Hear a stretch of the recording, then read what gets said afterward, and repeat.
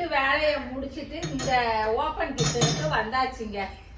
என்னாலவே open கிச்சன்ல சமையலே செய்யவே இல்லை. சமையல் தான் என்ன செய்யறதுன்னு தெரியல, என்ன குழம்பு வைக்கிறதுன்னு தெரியல. இதுல ஒரு செடி வச்சிருந்தாங்க, அது பாத்தீங்கன்னா அதுவும் செத்து போச்சுங்க. குட்டியா ஒரு இதுல இனிமே வேற வைக்கணும். இதுல மண்ணு இருக்கு.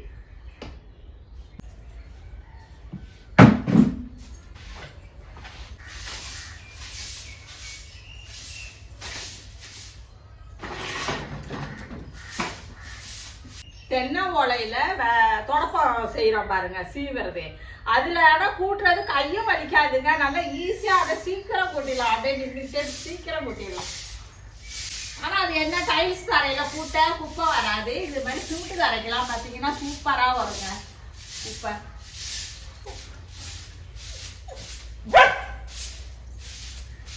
வர ஒன்னு அழைச்சிட்டு வரலாம். நானு மேலேயே இருக்க வர.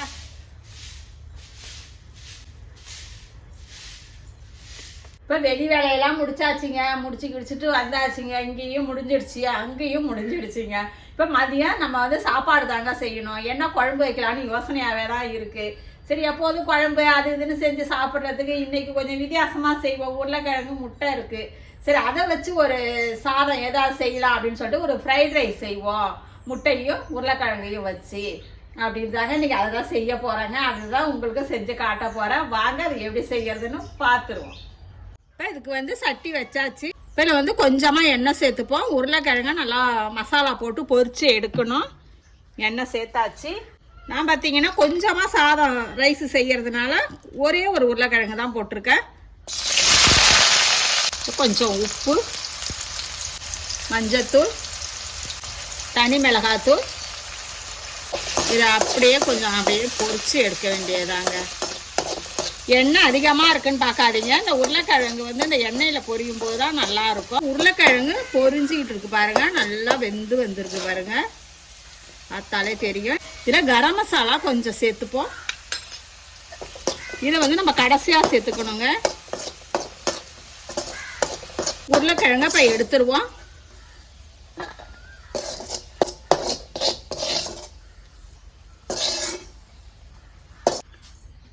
அதே சட்டியிலே நம்ம கொஞ்சம் எண்ணெய் சேர்த்துப்போம். எண்ணெய் காஞ்சிட்டு கொஞ்சமாக சீரகம், பொரிய விட்டு கருவேப்பிலை,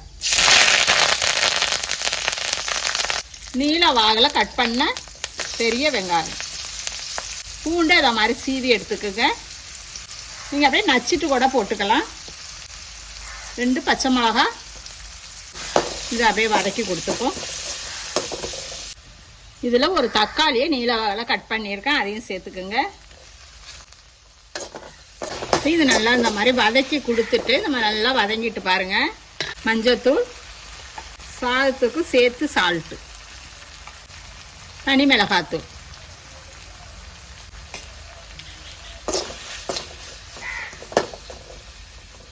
இது அப்படியே நல்லா கலந்து கொடுத்துட்டு இப்படி பரப்பி விட்டுக்கணும். இதில் 2 முட்டையை உடச்சி ஊற்றிருக்கேன். இதை அப்படியே இதில் சேர்த்துருவோம். சேர்த்து கலந்து விட்டுறாதீங்க, அது அப்படியே இருக்கட்டும்.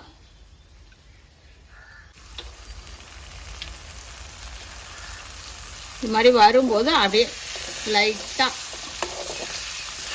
அப்படியே கலரி விட வேண்டியதான். அப்படியே லைட்டாக அப்படியே கலந்து விட்டுக்குங்க. அப்படியே இப்படி கொத்தி விட்டுருங்க. இப்போ இதில் நான் பாஸ்மதி ரைஸ் தாங்க வடிச்சிட்டு எடுத்துருக்கேன். அந்த மாதிரி நல்லா உதிரியாக வடிச்சிட்டு இந்த மாதிரி எடுத்துக்கலாம். நம்ம சாப்பாட்டு அரிசிலையும் இது செய்யலாங்க. நான் இன்றைக்கி இதில் செஞ்சுருக்கேன். ஃப்ரைட் ரைஸ் மாதிரி செய்கிறதுனால இதில் செஞ்சுருக்கேன். இப்போ இந்த சாதத்தை இதில் சேர்த்துருவோம்.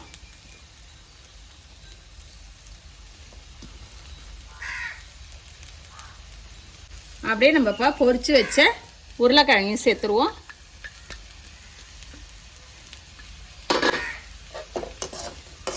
இதை அப்படியே கலந்து கொடுத்துருங்க.